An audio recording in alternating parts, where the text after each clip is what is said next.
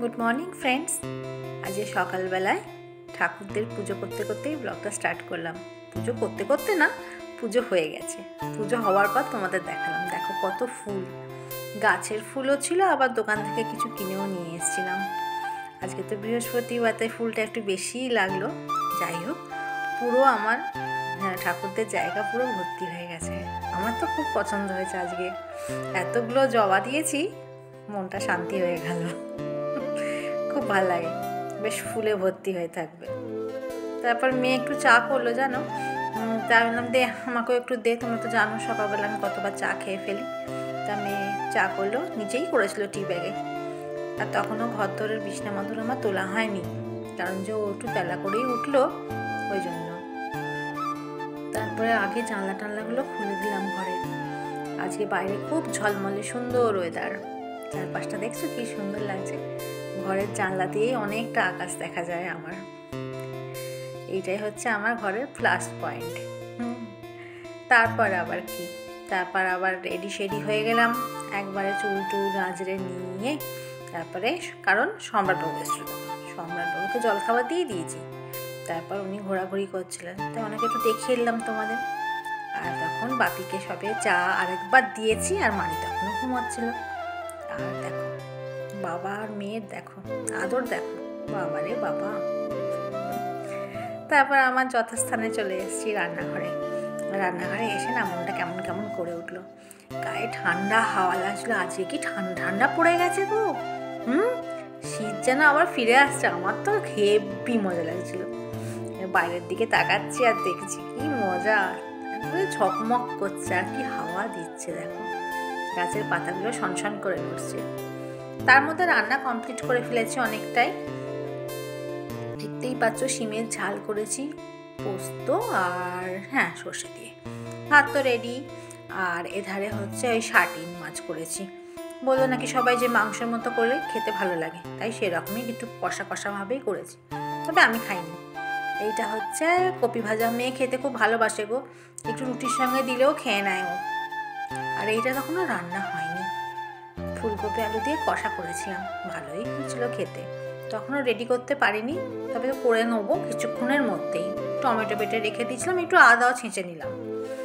আর এই দেখো আমার সুন্দরীকে, সেনকে দেখালাম না কুঁড়ি, আজ দেখো ফুটে গেছে, কি সুন্দর লাগছে।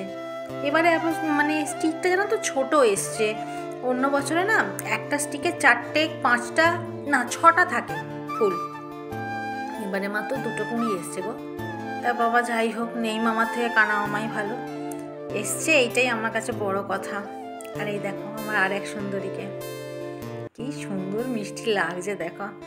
একটা তুলে লক্ষ্মী ঠাকুরকে দিয়েছি, আর একটা রেখে দিয়েছিলাম ছাদে, কি সুন্দর দেখতে। আর এনাদের তো দেখছো রং ধরে গেছে বলে আমি আগে ভাগে তুলতে এসেছি টমেটোটাকে, কারণ নাহলে তো আমার বুলবুলিরা নিয়ে আছে, ব্যাস খেয়ে নেবে। ওই জন্য আমি আজকে আর রাখিনি, আজকে যেই রং ধরেছে তুলে নিয়েছি। আর এরা দেখো সারাদিন এদের দেখতে দেখতেই আমার দিন কেটে যায়। আর ঘুঘুটাকে দেখেছো, মোটু হয়েছে, একবারে মোটু, ওইখানে দাঁড়াতে পারে না ওইটুকু জায়গাতে। ওই দেখো না, খেয়েই উড়ে যাবে। আর সন্ধ্যাবেলায় একটুখানি সাজুগুজু করলাম, কারণ বেরোবো একটু। বেরোনো মানেই মুদিখানার দোকান। ওই যে সম্রাটবাবু ফোনে ব্যস্ত, ওনাকে নিয়ে বেরোনো কি কম মুখের কথা, কতবার কিছু বলে বলে করতে হয়। এই যে সিঁড়ি দিয়ে নামছি, আর ব্যাগ ট্যাগ সব নিয়েই নিয়েছি, যাবো একটু মুদিখানার দোকানে, আর কোথায়, চলো। আর এই যে হাঁটতে হাঁটতে যাচ্ছি গলির মুখটা অবধি, কারণ সম্রাট যে বড় গাড়ি নিয়ে এসছে গো, ওই জন্য মুশকিল হয়েছে। যাই হোক, ওই যে গাড়ি স্টার্ট দিয়ে দিয়েছে, গাড়ি আসছে, ওই জন্য আমি সামনে গলির সামনে দাঁড়ালাম। ও বললো এখানে দাঁড়াও, আমি গাড়িটা নিয়ে আসি। গাড়িটা করে যাবো, নিয়ে গাড়িটা গ্যারেজে রেখে মোটরসাইকেল নিয়ে মুদিখানার দোকান করব, এই প্ল্যানিংয়েই চলেছি। যাই হোক, গাড়ি এসে গেল, আমিও উঠে পড়লাম টুকুস করে।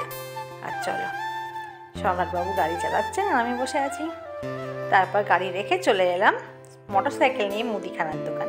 মুদিখানা বলা যায় না, জানো তো, ওই যে যেখান থেকে আমরা ওই মুড়ি ডালমুট এসবগুলো কিনি, ওই দোকানটাকে গেছিলাম। একটু আচার কিনতে গেছিলাম, মিক্সড আচারটা এরাও খুব সুন্দর বানায়, সবসময় তো আমার তৈরি করা হয় না। তারপরে গেলাম মৃত্যুঞ্জয়, মানে আমাদের এখানে সবচেয়ে বড় মিষ্টির দোকান। মিষ্টি সবচেয়ে বড় বললে ভুল হবে, খুব সুন্দর মিষ্টি, এই হচ্ছে ব্যাপার। তা ওখানে গিয়ে কোন মিষ্টিটা নেবো সেটা বুঝতে পারছি না। গিয়ে কত আজকে অনেক রকম মিষ্টি ছিল, কোনটা নেব মানে ভাবছি তখন আমি, আর এটা সেটা তাকাচ্ছি কোনটা কোনটা নেব। তাই যাই হোক মিষ্টি নেওয়া হয়ে গেল। তারপর মনে পড়লো আজকে তো আমার মেয়ের জন্য কী নেব, তো মেয়ের জন্য ভাবলাম একটু বিরিয়ানি নিয়ে নিই, কারণ আজকে আমার সাথে সবাইকার হয়েছে কী বলো তো, বাটি চচ্চড়ি আর রুটি। ও তো একটুও খাবে না, শুনেই তো মুখ গম্ভীর হয়ে গেছে। ওই দেখো না, ওই জন্য খাদনা মোড়ের একটা দোকান হয়েছে জানো নতুন, ওইখান থেকে নিলাম। আর বাড়িতে এসেই সঙ্গে সঙ্গে রেডি করে দিয়েছি, মানিবাপিকে মুড়ি দেবো, ওই জন্য রেডি করে নিয়ে চলে এলাম আগেই, কারণ যে একটু সন্ধে হয়ে গেছে, তাড়াতাড়ি গিয়ে ওদের মুড়িটা দিয়ে দিলাম ওই জন্য। আর এই যে ওরা টিভি দেখছিল, কী করবে সন্ধেবেলায়। যাই হোক ঠিক আছে, তাহলে আজকে ব্লগ এইটুকুই রাখলাম, বেশি বড় করলাম না। একটু সঙ্গে থেকো, পাশে থেকো আর দেখতে থেকো।